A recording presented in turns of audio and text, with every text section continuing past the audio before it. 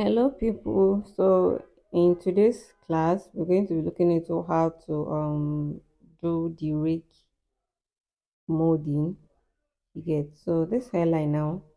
I've already done the plucking, creating of the hairline, which I have. I don't need to show you guys that one again, but I believe I have showed you guys a whole lot of hairline. So I believe you can do it even without me doing it here. So you can see I have already created the hairline for her. Understand? So this is 13 by 4 frontal. So she requested for the rake molding. So you can see I have created the hairline. I'm just trying to like smoothen the whole thing before I go in with my gel. It's always very important to like use your toothbrush to like try testing to see if the hairline is actually going to, when molding it, it's actually going to like come out the way you you vision the whole hairline. Yeah, that's why you can see I'm always using my toothbrush to like do the whole brush before I go in with the gel. So now this is me going in with the gel. So like I always say, use your gel to style the way you want the molding to come out or how you want the molding to be before you spray your butterfly shadow, then you mold. Let me say it again. Use your styling gel to to style it the way you want it to be before you go in with the molding, which is the butterfly shadow spraying and drying. Considering I'm using my toothbrush to like style that hair. This is how I want the hairline to like to go. You get, so first of all, use your gel to gel it the way you want it to form before you go in with your butterfly shadow. All is very important.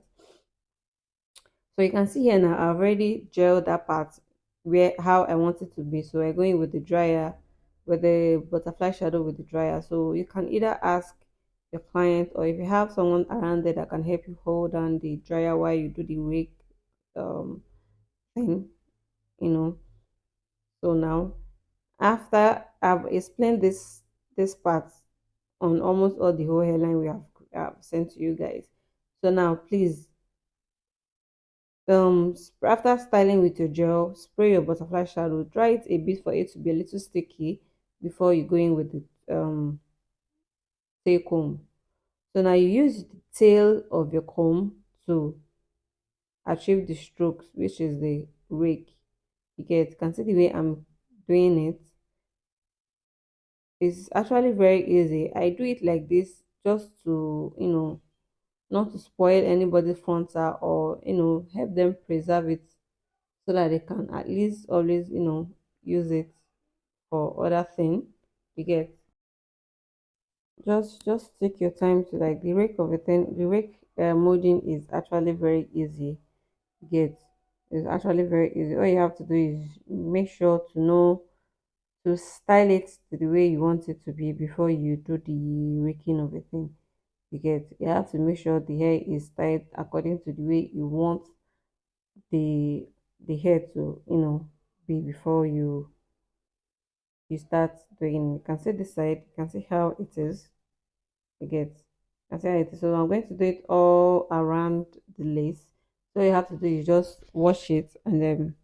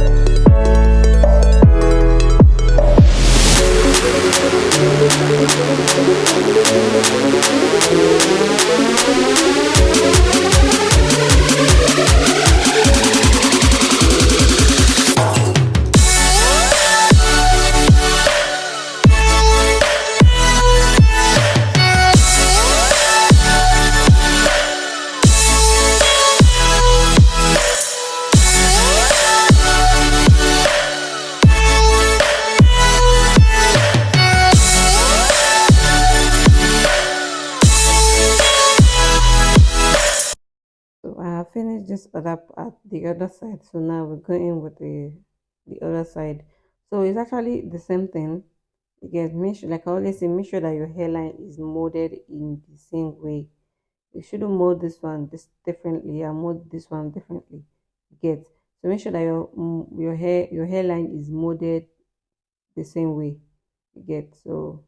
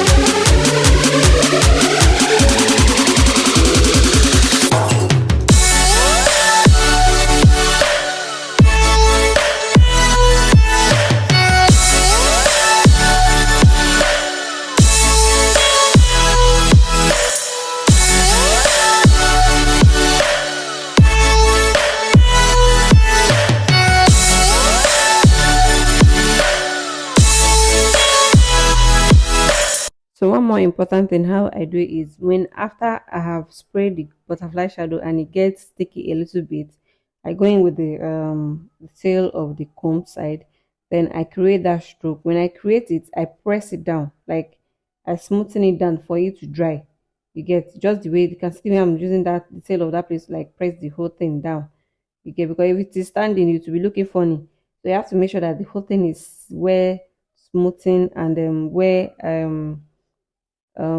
arranged. You get just like this. I just use the distance to like can see the way the two hairline part is looking just like this. So that's how I'm going to do the other, both the middle part and the whole thing.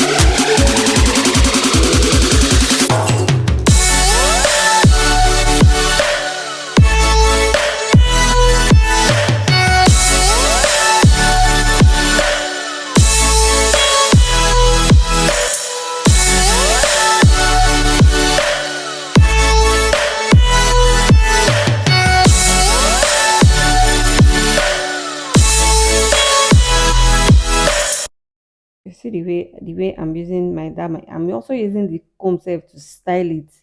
You get I'm using the comb self to like drag it to the way, or I want the way I'm using. I'm using the take home to like style it to the way I want. You get when I draw that line, I smoothen it. I use my finger to like balance the whole this thing. I see where that place is coming out. So I don't see any reason why you have to do those skip and block. Like I said, if you want to do it, you can do it. If you don't want to do it, just stick to do whatever that works fine for you.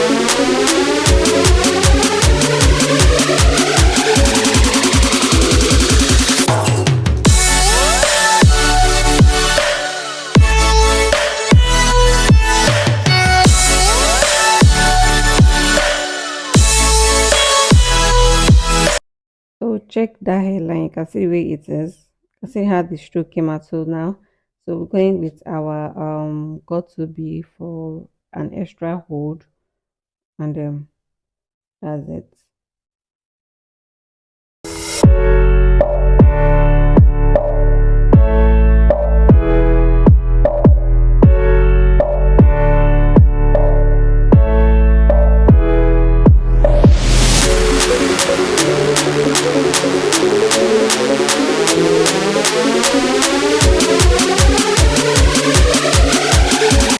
So this is the final look. So thank you.